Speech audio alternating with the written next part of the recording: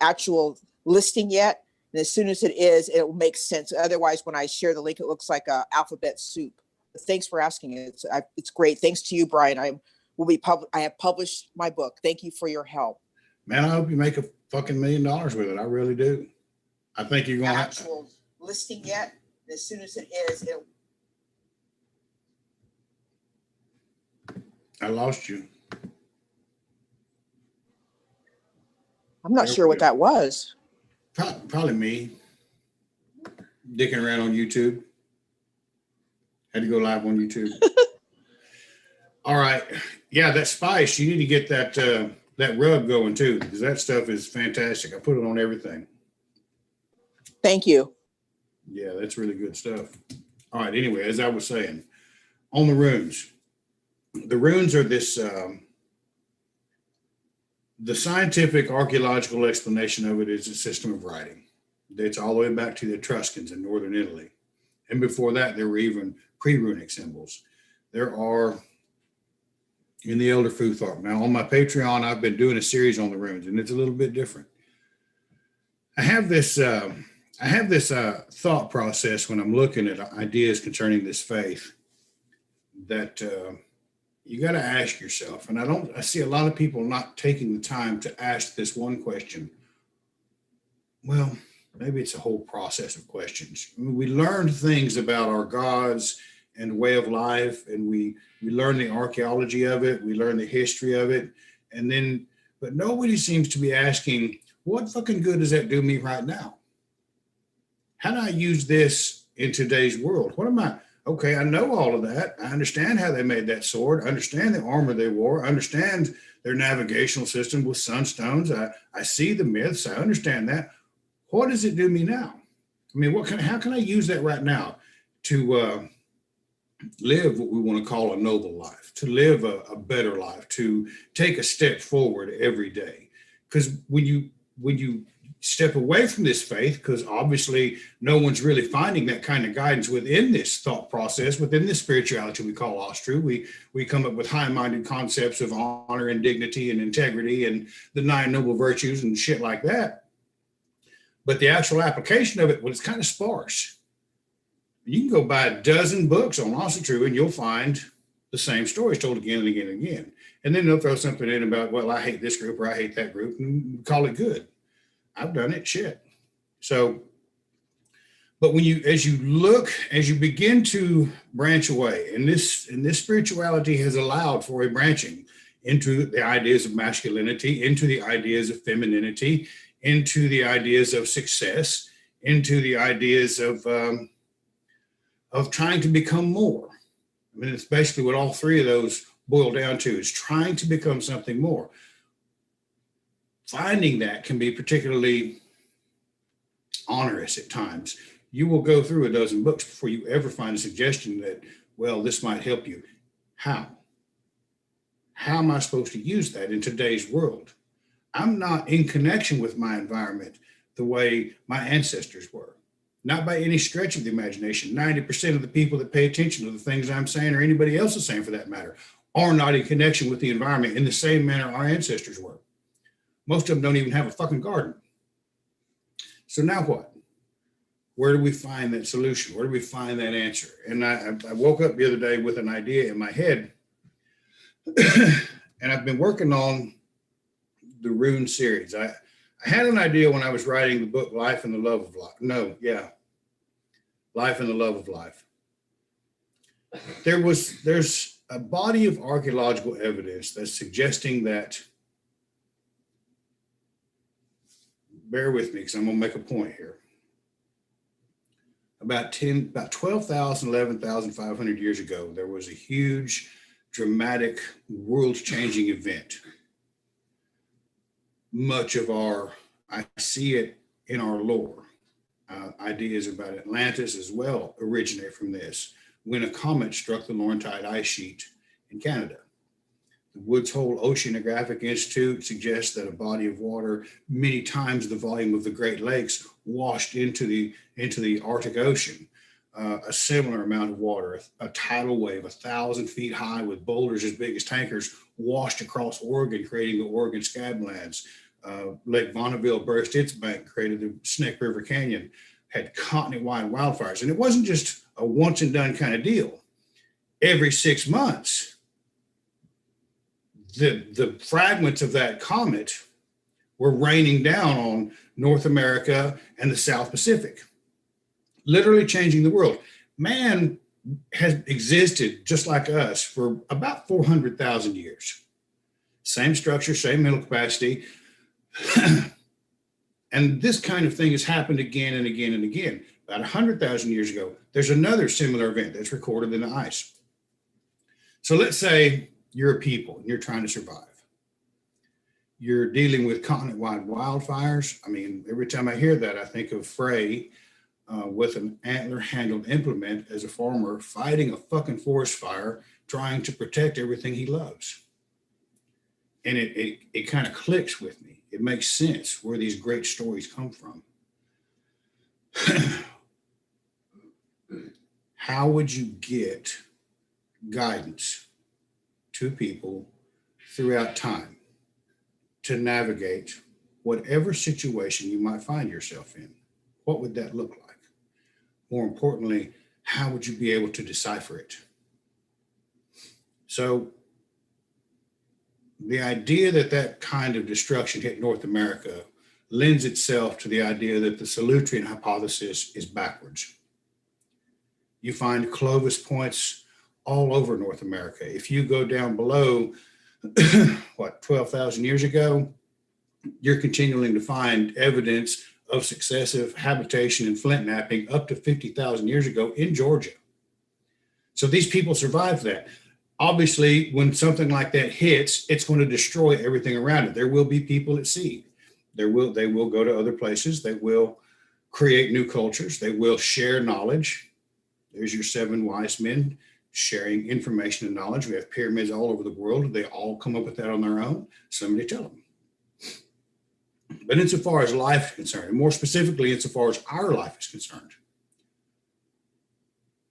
can we properly decipher these ancient mythologies into a pattern that allows us to navigate the recesses of our own mind and undo much of the teaching we've been taught as to how to operate in this world? Ideas that keep us in our place, ideas that allow shit like this election to go on, ideas that allow us to be productive, trading our time for someone else's dollars. The value of who we are being largely determined by the amount of money we have in the bank, not by whether or not we bring in a good harvest, not by whether or not we have what it takes to help other members of our tribe and our community with whatever we might have. We have the entirety of the value of our success in this world is based upon nebulous ideas of money, of shit we find on the internet, of things we tell each other on social media. That's where our identity, for the large part, for 90% of the world, lies. What we think of ourselves, what we share with the world, that's what we think. Now, given all of that, how are you going to do better tomorrow? How are you going to continue to put one foot in front of the other tomorrow? And more importantly, why would you even want to? All you got to do is type something on the internet. I'm important. I got a serotonin fix. I got a good like. I'm good. I don't have to do much else. I feel important. I feel special. So all of us have decided to break away from the foundational concepts of society, the religious institutions that provide moral instruction for the 7 billion people in the world. We have decided that shit don't work for us. Now, that's a bold thing, but it is an ever increasing thing. So we have to think that somewhere along the way, if we've got that idea, if we have had that stroke of inspiration, guidance, or genius, or whatever you want to call it, there must be something more here. There must be something that works to get us through the world we live in today. Because I don't really give a shit what you know about the farming habits of the Cherusci. or their ability to defeat the Romans. That shit happens all the time. How are you going to tell me how to do better tomorrow? What is the path of life? Where do we find meaning in that path of life? What's it going to look like when the bad times come? What's it going to look like if I fail? That farming habits of the Cherusci doesn't help me at all if I have a broken heart. They don't help me at all if I'm trying to build a relationship. They don't help me at all if I'm trying to put, well, they might little, if I'm trying to put food on the table for my kids. I need a new set of instructions. Along come the runes. When I look at the runes, we've used them for magical talismans. We've used them as a written form of communication. We have decorated stones all over Europe. There's some here in America. We have ascribed to them meaning and pattern and all kinds of other things based on somebody said, well, it really means this. Who told them that? Who said that's what that means? Well, this symbol has this, oh, why are they still here? Why are we still looking at them as if they have, we consider them the absolute keys to the universe? What would that, how would we, where did we come up with that shit?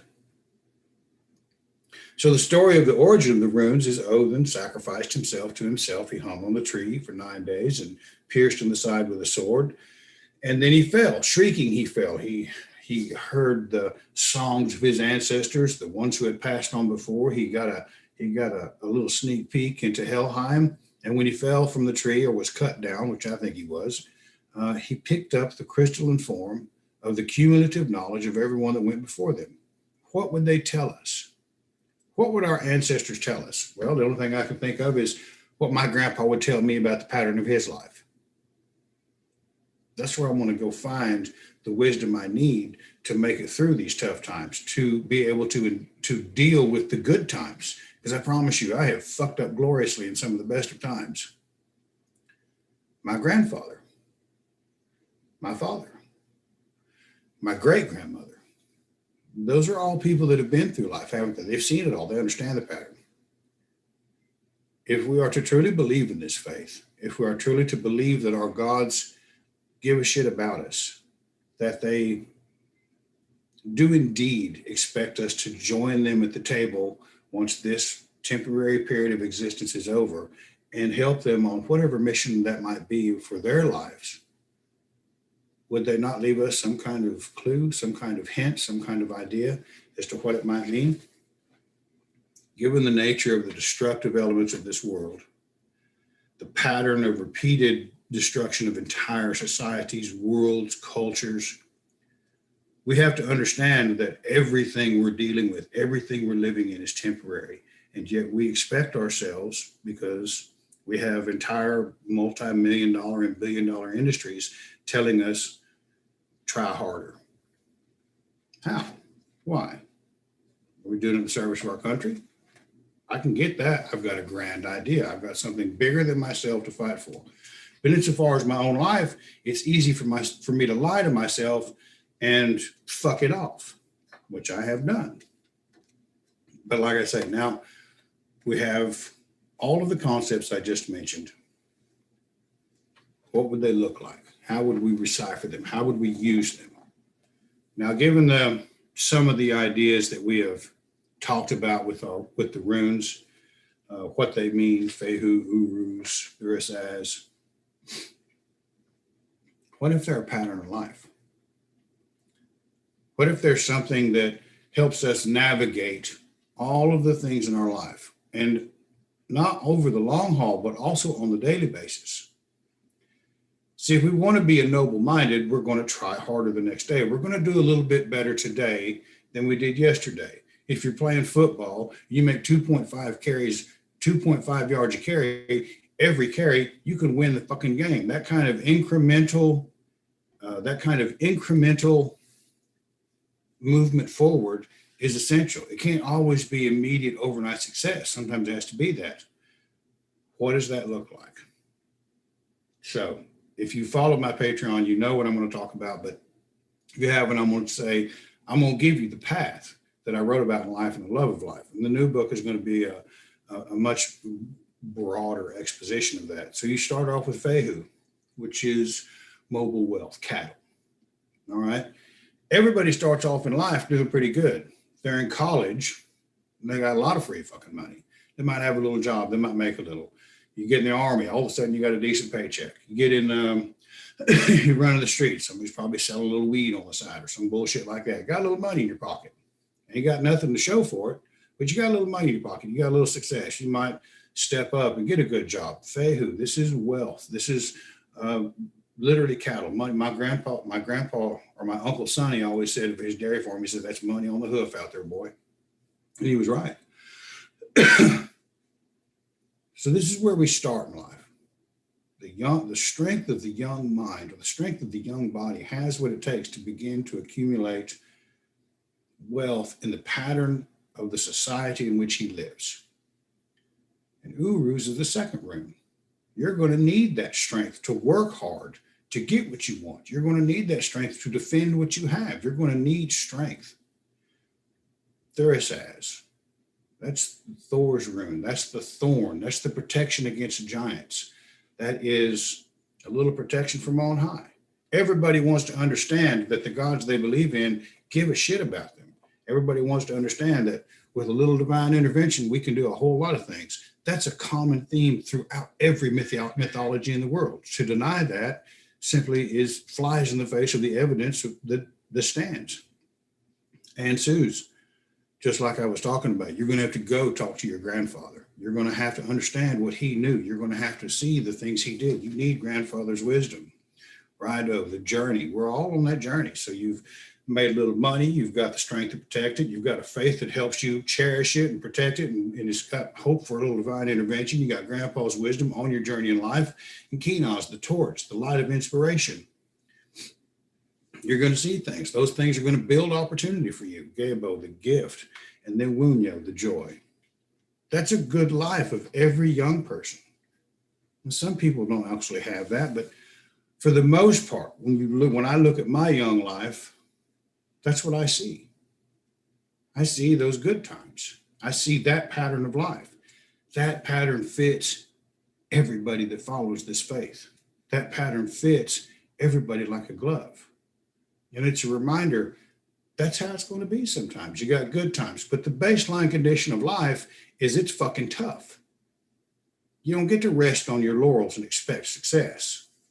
So we start with the second of the Elder Futhart, Hagalos. Now we have a hailstorm.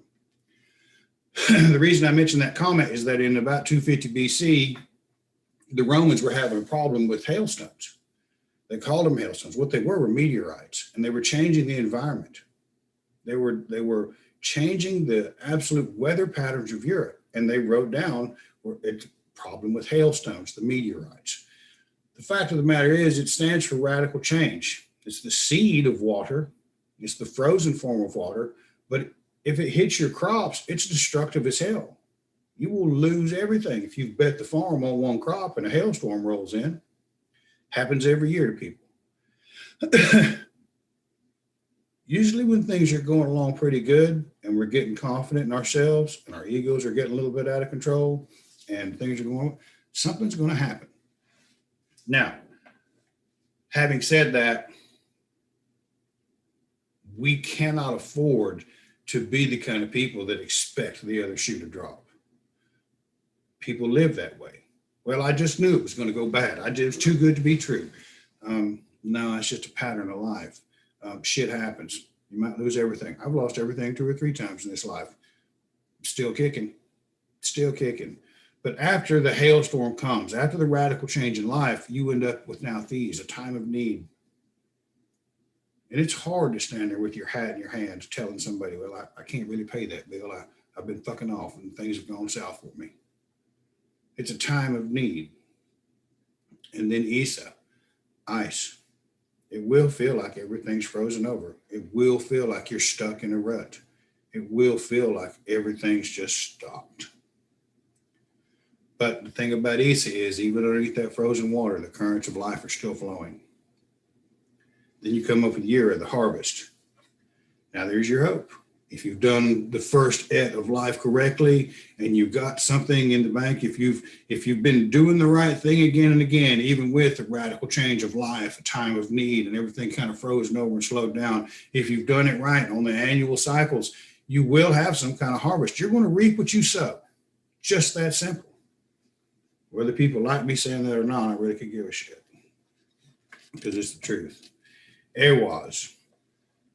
Okay, this rune is, so now you're going to reap what you sow. Now, here's the thing. When you reap what you sow, it leads to resentment and bitterness, or it leads to happiness and success. So every day we make decisions based on what we know, what we think we know. We either move up a little bit, we ascend, we become awakened, we move towards the higher thought, higher ideals of Asgard, or we descend a little bit and go down towards those ideas of Helheim, where we give them the chance to learn again.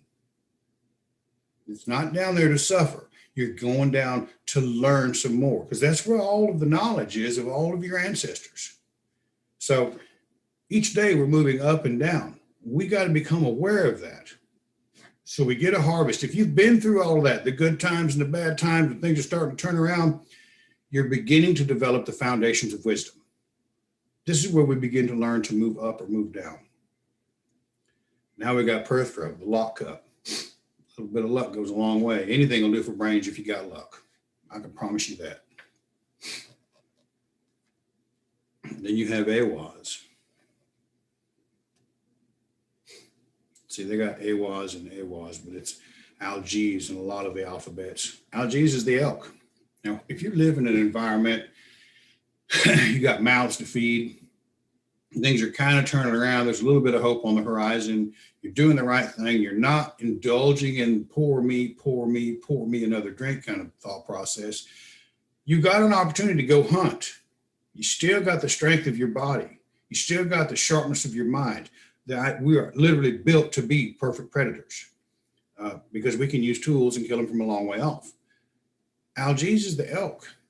If you harvest an elk when things are kind of thin, that's a time of plenty. That's a time of bounty. That's a time of, now you got a big warm fur hide. Now you got antlers to build tools and implements with. Now you have bone and sinew for bowstrings. Now you have meat. Now you have food to eat. Now you have the beginnings of a full belly and a warm heart, and you're sitting there with smiles on your family's faces, and you're reminded that, yeah, I did make the right decision when I decided to step up instead of fall down. And that's where Sowilo comes in, success. Success, the sun, the shining, the sigil that went on all kinds of things. Sowilo is the sun, the bright, shining, you know, if there's anything, if you're an atheist or an agnostic or whatever the hell you think you want to be, if there's one thing you can believe in, is that sun powers everything on this planet. Everything. If you don't want to believe in anything else, believe in the science that sun generates everything. I don't care if it's lightning to the earthquakes to all of it, the weather, the climate change. All of it's governed by the sun. Whether a plant grows or whether a plant dies.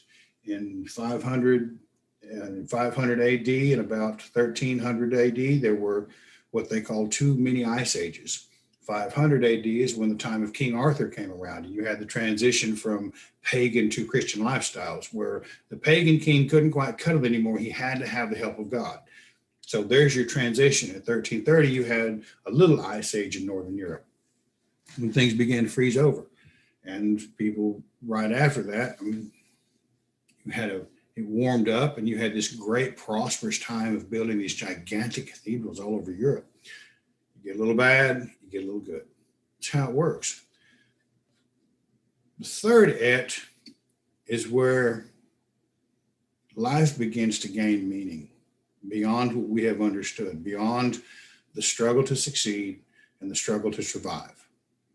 Now we begin to understand the deeper aspects of who we are, the esoteric ideals that everyone wants to chase when they use a rune in some esoteric manner because they think it's going to give them a leg up. The third et is where the real strength of it lies. The first one is Tiwaz. Tiwaz is just sacrifice. That's Tyr laying his hand in the wolf's mouth to protect everyone he loves. And as you become a father, as you become a grandfather, as you become a man, the willingness to make that sacrifice because you love others knows no bounds. That is the foundation of the ideas of masculinity, the willingness to sacrifice. Then you have Berkano. Berkano is rebirth. And if you've had a good woman at your side, women go through everything I'm talking about too, good times, bad times. This is the foundation of their rebirth into the feminine ideas of the world. Berkano, the womb of the earth itself, the rebirth, the renewal of spring. And that's a lot of times what it feels like when things begin to turn around. It's that deep breath. It's that renewal of life. It's that little bit of hope we've been hanging on to, all of a sudden beginning to flower. That's Berkano, rebirth. Now we have Awaz, the horse, teamwork. We're willing to make the sacrifice. Things are kind of turning around and looking up for us. Now we're going to work with others and we're going to do something big. I'm willing to make a sacrifice on my brother's behalf to help him move forward and protect what he loves. Now all of a sudden we're talking about teamwork. Things start to look better in life. This is where the real joy of living an Austrian life begin to emerge into our world. That's my brother. What will I not do? That's my sister. What will I not do for them? And when you get to the idea of being able to do that just sacrifice, if you've laid the foundations of success at a young age, if you stepped on your crank and screwed it all up and turned it all around again because you figured it out and tried hard and found some success and became willing to make that just sacrifice and been willing to understand what's emerging from you, a better idea of you, because we talk about when you make a sacrifice, you're not just sacrificing something for back here, you're sacrificing for the community of you. Not the you of today, but the you of tomorrow and the you of 5 years from now and the you of 10 years from now. You're making that sacrifice so eventually the whole community of who you are through time moving forward is better. Teamwork, being able to work with each other. This is where we understand what it means to become a man. This is where we understand what it means to become a real creator in this world, because it's beginning to dawn on you if you've got this far in life and begin to understand the runes as I'm talking about them. Now you understand that every single thing that you look at in your house was a thought in somebody's head, and they had the strength of will to make it a reality. They were courageous enough. They were brave enough. They had enough faith. I don't care what you want to call it. They had what it takes to make, I don't give a fuck if it's the chair you're sitting in. Somebody had the idea, I'm going to make a chair. I'm going to build a car. I'm going to build roads. I think I can build houses. I think I have what it takes to make a sacrifice for those people I love, to work hard, to indulge and embrace a new reborn me, and work with others to become what I'm supposed to become, to be that man I always thought I was, to be that woman I always wished I could be. Mayonnaise. It says like mayonnaise. That's what I get for being a redneck. Laguz. Laguz is water. Anyone that knows me knows that water is a big deal to me. It is the conduit of spiritual energy. We baptize babies with it. We do naming ceremonies with it. If there's the rinsing off, swimming, everything that lives, breathes, walks, crawls, talks, speaks, screws, whatever, is especially our brain, which is made up of 80% of waters and salts that allow for the conductivity of electrical impulses between neurons, for a thought, for a belief, for some idea that allows us to try harder. It comes through water. If you look at this planet, this is a blue planet. They call it that for a reason, because it's composed largely of water.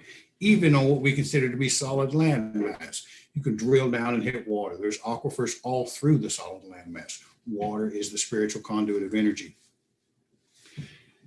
And it connects us all. It connects us all. Inguz is the God seed. And this is where we come back. We make the just sacrifice. We're reborn. We're beginning to work with each other. We find out that we're all kind of connected.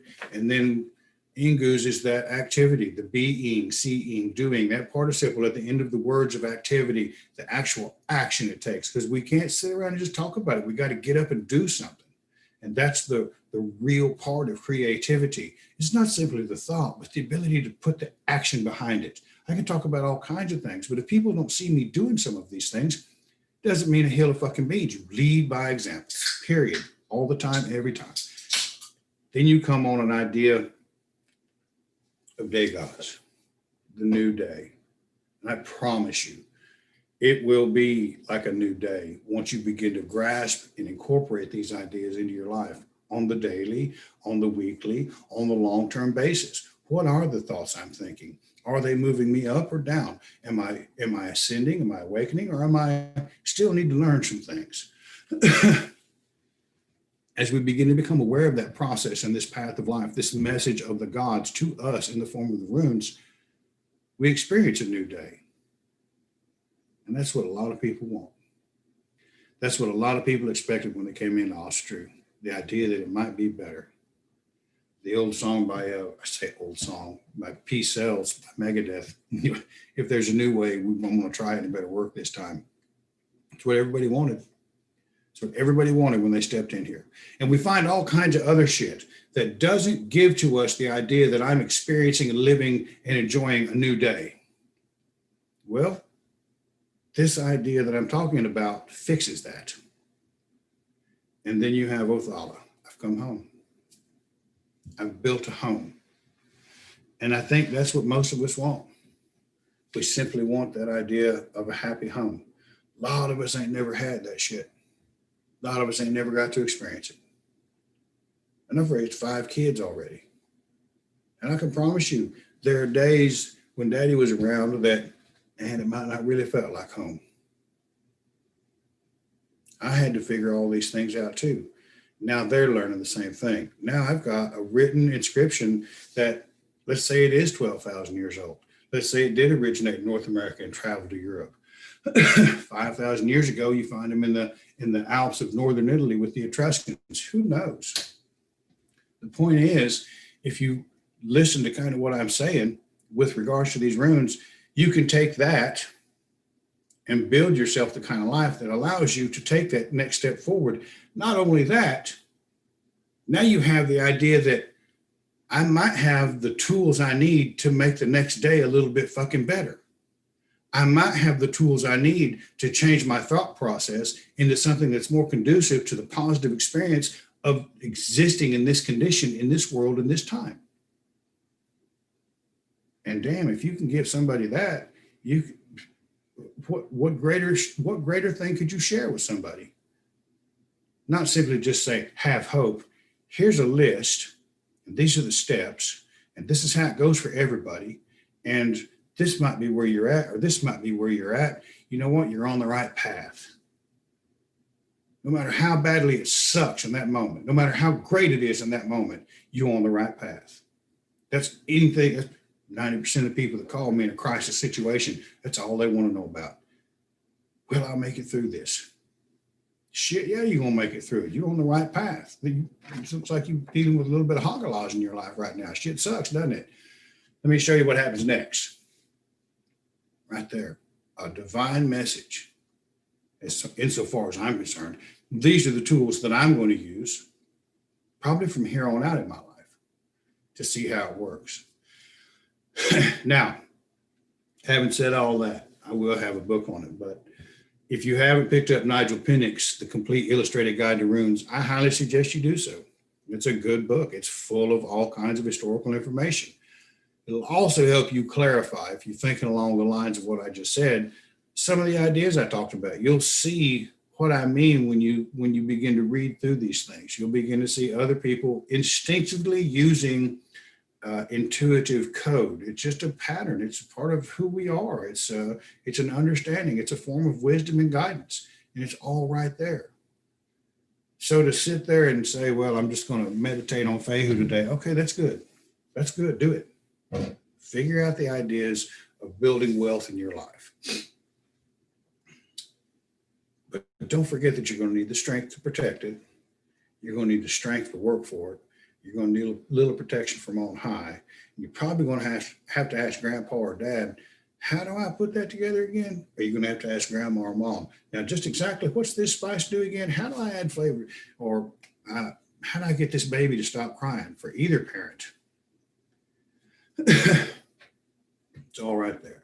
That's my spiel on the runes. That's what I'm going to be working on from here on forward. That's the pattern of life that I see for everyone. And it's probably going to steal the thunder from a lot of people, but I think the more important thing is that people understand that within our lore, there really is a solution, guidance to every part of life, no matter what it is. And that's all I got for tonight. Tomorrow's Monday. Go out there and grab it by the nose and whip its ass.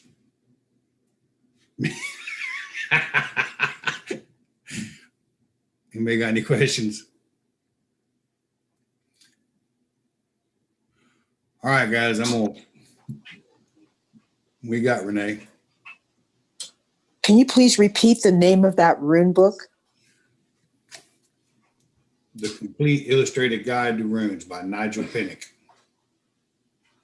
Thank you very much. You are welcome. You'll like it, Renee. You'll really like it. I made fun of Shanae for having it because it wasn't my book, but she wasn't wrong. She wasn't wrong. After looking at it today, I'm like, yeah, Shanae. He did some good work on this. Yeah. But yeah, I mean, as far as getting an introduction to what they are and how they've been used through history and all the different cultures, because they show up in all kinds of fucking cultures. I mean, they're everywhere. And he does do a good job. He does do a good job on laying it all out. I mean, you can't fault the guy's research at all. But I think it's time for us to take it to the next level. Fortunately, I'm here, being the wellspring from which you flow. It'll be good.